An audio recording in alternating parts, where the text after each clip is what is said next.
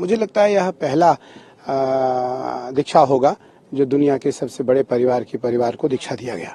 वो भौतिकवाद की चरम सीमा पर पहुंच चुकी है, इससे ऊपर कोई और जा नहीं सकता।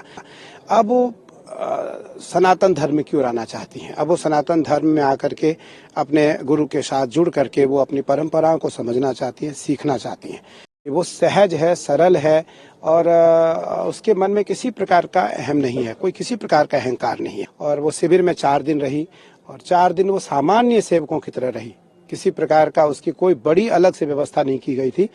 हमने उनको 14 जनवरी मकर संक्रांति सूर्य उत्तरायण हुआ, हम सुबह प्रातः काल स्नान किए। स्नान के पश्चात जब हम साहिब स्नान करके आए, अखाड़े में आए, वहाँ अखाड़े में थोड़ी देर रुक करके वापस दिन में आए। रात्रि में 10:10 पर उसको दीक्षा का मुहूर्त निकला ज्योतिष के माध्यम से और 10:10 पर उसे दीक्षित किया गया। मुझे लगता है यह पहला दीक्षा होगा जो दुनिया के सबसे बड़े परिवार को दीक्षा दिया गया। आपने उसका नाम भी रखा है, बेटी कहते हैं, क्या कहते हैं? अब वो मैंने 1 वर्ष पूर्व 18 फरवरी को हमने उसे कमला नाम दिया था, 18 फरवरी को, और उसे कमला नाम दे करके उसे गोत्र दिया गया, उसे पंचगव्य प्राशन कराया गया और अब उसे तीर्थराज प्रयाग के महाकुंभ में उसे दीक्षित किया गया। कब आएंगी अब आपके? अब पुनः उसके आने की कुछ कार्यक्रम अभी नहीं है, अभी तो हमारा जाने का है। हम मई में जा रहे हैं और हम 3 महीने के प्रवास में जा रहे हैं।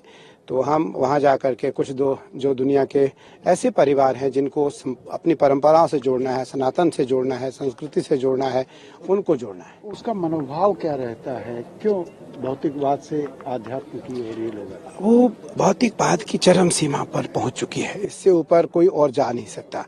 अब वो सनातन धर्म की ओर आना चाहती हैं। अब वो सनातन धर्म में आकर के अपने गुरु के साथ जुड़ करके वो अपनी परंपराओं को समझना चाहती हैं, सीखना चाहती हैं। मुझे लगता है कि यह बड़ा ही अनोखी घटना है, बड़ी ही अनोखी घटना है कि वो सहज है, सरल है और उसके मन में किसी प्रकार का अहम नहीं है, कोई किसी प्रकार का अहंकार नहीं है। और वो शिविर में 4 दिन रही और 4 दिन वो सामान्य सेवकों की तरह रही। किसी प्रकार का उसकी कोई बड़ी अलग से व्यवस्था नहीं की गई थी, खाने की, रहने की। और पूजन में जब भी मैं पूजन बैठता आकर के चुपचाप वो हमारे पूजन में पीछे बैठ जाती थी। अपना काम खुद से करती थी? खुद से नहीं करती थी, उसके तो स्टाफ आए थे, करीबन 50 के करीब लोग थे उसके साथ। अपनी वो 2 बड़ी जहाज से आई थी, अब तो उसके स्टाफ थे सभी पूरे, उसको जो भी उसके साथ अपने उनके निजी सेवक हैं।